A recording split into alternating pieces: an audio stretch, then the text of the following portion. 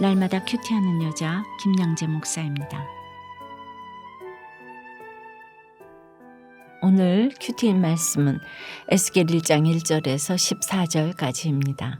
하나님 아버지, 오늘부터 에스겔서 큐티를 시작합니다. 특별히 개인적으로는 1987년에 에스겔서 말씀을 묵상했는데 그때만 해도 정말 아무것도 모르고 에스겔 같은 삶을 살게 해달라고 기도했습니다. 그럼에도 여호와의 말씀이 특별히 임하심으로 제가 오늘날 이렇게 강에서 바다로 나아가며 큐티 사역을 하게 된 것 같습니다. 이 모든 일이 하나님의 일이기에 하나님께서 이 모든 일을 온전히 이루어 주셨습니다.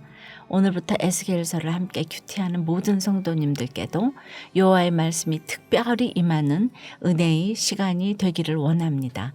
말씀해 주시옵소서. 듣겠습니다. 에스겔서는 우리가 어제까지 큐티한 열왕기하 마지막 장에서 보았던 것처럼 남유다가 바벨론의 침공을 받아 멸망하던 때를 전후해서 활동했던 선지자 에스겔이 하나님으로부터 받은 계시를 기록한 책입니다. 그래서 오늘 그 시작도 에스겔이 바벨론 포로가 되어 그발강가에 사로잡힌 자 중에 있을 때 하늘이 열리며 하나님의 모습을 보는 것으로 시작됩니다. 그런데 1절에 그때가 30째 해 넷째 달 초닷새라고 하는데 이때가 언제죠? 2절에는 그때가 또 여호야긴 왕이 포로가 된 지 5년째 되던 해라고 하니 두 날짜의 연대적 개념이 좀 혼란스럽죠. 그런데 여기서 30째 해 넷째 달 초닷새는 당시 에스겔 자신의 나이가 아닌가 해요. 그런 관점에서 본다면 에스겔로서는 태어난 지 30년 만에, 여호야긴으로서는 포로 생활 5년 만에 하나님의 모습이 에스겔에게 임했다는 것이에요. 내가 그토록 믿고 의지하던 여호야긴 같은 나의 왕이 사로잡혀 가고 나 또한 사로잡힌 자가 되는 고난을 겪어야 비로소 하늘이 열린다는 것입니다. 그마저도 금세 열리는 것이 아니고 사로잡히고도 5년이 지나야 한다고 해요. 그발강가라는 곳도 그래요. 바벨론의 포로가 된 유다 백성은 대부분이 이 그발강가에 수용된 채로 바벨론의 주요 도시들을 연결하는 대규모 운하공사에 동원된 것으로 추정합니다. 그러니 그 강가에 사로잡힌 채 노역하며 보낸 시간이 얼마나 고달팠겠습니까? 하염없이 흐르는 강물을 바라보노라면 절대 하나님이 나타날 것 같지 않은 막막함과 나라 잃은 슬픔이 더했을 것입니다. 내가 그토록 목매어 바라보던 바벨론이라 할지라도 막상 그 땅의 포로로 사로잡혀가는 처지가 되면 그제야 내가 왜 이렇게 됐을까를 돌이켜 보게 되는 것입니다. 그래서 우리도 그렇습니다. 사로잡힌 자 중에 있는 것이 중요합니다. 적용 질문 드릴게요. 여러분은 지금 어디에 사로잡혀 있습니까? 이 사로잡힌 고난 가운데 하늘이 열리며 하나님의 모습을 본 적이 있습니까? 저도 그랬어요. 학창시절에는 바벨론 그발강가의 영광을 사모해 피아노를 치면서 시간에 사로잡히고 인정 중독에 사로잡혀 인류대를 가고 그 학벌로 바벨론의 그발강가 같은 남편을 만나고자 했죠. 교회를 그렇게 열심히 다니면서도 하나님의 방문은 안중에도 없었습니다. 설마 하고 하나님의 방문을 기다리지 않은 채 오직 백마탄 왕자만 기다렸습니다. 그런 남자를 만나 결혼하면 고생 끝 행복 시작일 줄 알았죠. 그러나 제 결혼 생활의 실상은 문자 그대로 사로잡힌 자 중에 있는 삶이었습니다. 모든 것을 다 갖춘 집안으로 시집을 가서 고생 끝 행복 시작인 줄 알았는데 시집살이 하는 동안 문자 그대로 사로잡혀 집 밖으로 나갈 수조차 없었어요. 돈과 세상 능력을 보고 결혼을 택한 저를 하나님께서는 그 돈과 능력에 사로잡히게 하심으로 톡톡히 훈련시키셨습니다. 바벨론이 좋아 제 발로 찾아간 저를 결국 포로로 살게 하신 것이죠. 그러던 어느 날 정말 무슨 용기로 그랬는지 처음으로 시어머니에게 말대답을 한 적이 있었어요. 그리고 가출을 해서 친정에서 하룻밤을 보내는데 제가 아침에 밥을 안 먹겠다고 했어요. 그랬더니 저 따위로 하니까 쫓겨났디 하시는 친정아버지의 화난 음성이 들려왔습니다. 결국 친정도 제가 있을 곳이 아니었어요. 막막해진 저는 자그마한 기도원으로 갔습니다. 그리고 그날 성경책을 펴는데 사랑 안에 두려움이 없고 온전한 사랑이 두려움을 내어 쫓나니 두려움에는 형벌이 있습니다. 두려워하는 자는 사랑 안에서 온전히 이루지 못하였느니라는 요한일서 4장 18절 말씀을 주셨어요. 모태신앙으로 30년 동안 교회를 다녔지만 성경에 그런 말씀이 있는지조차 몰랐던 제 모습이 그때 비로소 보였습니다. 오늘 4절에 에스겔이 북쪽에서부터 폭풍과 큰 구름이 몰려오는 것을 보면서 그 속에서 불이 번쩍번쩍하여 빛이 그 사방에 비치며 그 불 가운데 단쇠 같은 것이 나타나 보였다고 하는데 그야말로 제 인생에도 불과 빛과도 같은 사건이 특별히 임한 것입니다. 그런데 오늘 5절부터 14절까지를 보면 폭풍과 큰 구름 속에 사람의 형상을 한 네 생물이 나타납니다. 네 얼굴과 네 날개가 있고 아픈 사람의 얼굴이요. 넷의 오른쪽은 사자의 얼굴이요. 넷의 왼쪽은 소의 얼굴이요. 넷의 뒤는 독수리의 얼굴이라고 해요.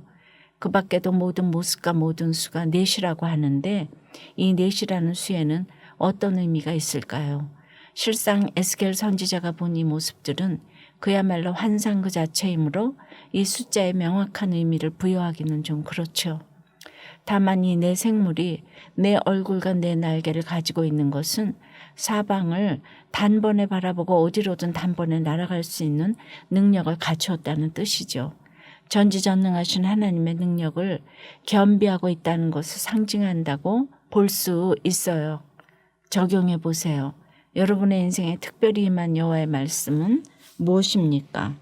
불같은 심판 가운데 빛같이 다가온 구원의 사건은 무엇입니까? 가게에 불이 나는 사건을 겪고 나서야 돈 욕심을 회개하게 되었다는 한 집사님의 큐티인 묵상 간증이에요. 지난해 4월 제 아내는 반찬 가게를 열었어요. 저는 직원도 없이 혼자 일하는 아내가 안쓰러워 새벽마다 아내와 같이 장을 봐주고 회사 점심시간에는 불이 나게 달려가서 음식 포장을 도왔어요. 퇴근 후에는 배달과 청소, 뒷정리도 마다하지 않았죠. 매출이 날로 오르니 돈의 포로가 되어 통장 잔고를 바라보는 것이 말씀 보는 것보다 더 기뻤어요. 이런 저와 달리 아내는 영육이 지쳐갔습니다. 그런데도 저는 위로하기보다는 직장 다니며 당신 일 돕는 내가 더 힘들지 당신이 뭐가 힘들어 하면서 아내를 책망하고 생색을 냈어요. 그런데 지난해 연말 주일 아침에 가게에 불이 났다는 연락을 받고 부랴부랴 달려갔더니 이미 가게는 한 줌의 재가 되어 있었어요. 순간 이 사건이 세상을 향해 달려가던 저를 멈추게 하시고자 하나님이 주신 사건임이 깨달아졌습니다. 오늘 11절 말씀에 네 생물이 날개를 펴서 둘씩 서로 연한 것처럼 그날 저는 아내와 말씀으로 소통하며 위로와 격려를 나누었습니다. 바벨론처럼 의지하던 가게가 불타버리는 사건을 통해 감춰두었던 저의 더러운 탐욕과 이기심, 사랑 없음을 드러내어 회개하게 하신 주님 감사합니다. 저의 적용은 아내의 도움이 필요할 때 저의 마음을 솔직히 말하겠습니다. 아내와 대화할 때 과장해서 말하지 않고 아내의 말을 경청하겠습니다. 입니다. 오늘 하늘이 열리며 하나님의 모습이 보이고 이어서 사람도 아니요 짐승도 아닌 기괴한 천사의 모습을 환상으로 보았을 때 에스겔이 얼마나 두렵고 떨렸겠습니까? 제가 1987년에 에스겔서 말씀을 묵상할 때만 해도 그랬습니다. 첫날부터 두렵고 떨리는 이 말씀을 보면서도 정말 아무것도 모르고 에스겔 같은 삶을 살게 해달라고 기도했습니다. 참 겁도 없이 그런 기도를 했다고 생각합니다. 제가 오늘날 이렇게 큐티 사역을 하게 된 것도 그렇습니다. 이 모든 일이 저 개인의 일이 아니라 하나님의 일이기 때문에 하나님이 이 모든 일을 온전히 이루어 주셨습니다. 이제까지 그리하셨던 것처럼 앞으로도 온전히 이루어 가실 것을 믿습니다. 기도드리겠습니다. 주님, 오늘부터 에스겔서 큐티를 시작합니다. 오늘 에스겔이 30째 해에 여호와의 말씀이 특별히 임했다고 합니다. 저 또한 모태신앙이었음에도 이제 사로잡힌 지 5년 만에 30살에 이렇게 말씀이 들리기 시작했습니다. 그리고 이제 에스겔 말씀을 묵상하면서 정말 아무것도 모르고 에스겔 같은 삶을 살게 해달라고 기도했어요. 그럼에도 제가 오늘날 이렇게 말씀대로 믿고 살고 누리며 큐티 사역을 하게 해주시니 얼마나 이것이 말씀대로 되어진 일인지요. 오늘 유다 왕이나 백성이나 그토록 부러워하고 두려워하던 바벨론에 사로잡혔듯이 저도 시기마다 사로잡힌 부분이 있었습니다. 예수를 믿으면서도 돈과 세상 능력과 스펙에 의지하고 그러다가 그 세상 권세에 사로잡힌 저희들을 불쌍히 여겨 주시옵소서. 하늘을 열어주시고 하나님의 모습을 보여주시옵소서. 에스겔서를 함께 큐티하는 모든 성도님들께도 여호와의 말씀이 특별히 임하는 은혜를 허락해 주시옵소서. 여호와의 권능이 내 위에 각자 위에 있게 도와주시옵소서. 예수 그리스도 이름으로 기도드리옵나이다. 아멘. 지금까지 우리들 교회 김양재 목사님이었습니다. 큐티에 도움받기 원하시는 분들은 QTM 홈페이지 qtm.or.kr 또는 유튜브에서 QTM을 검색하시면 도움받을 수 있습니다. 자세한 문의사항은 지역번호 031-705-5360번으로 문의하시기 바랍니다.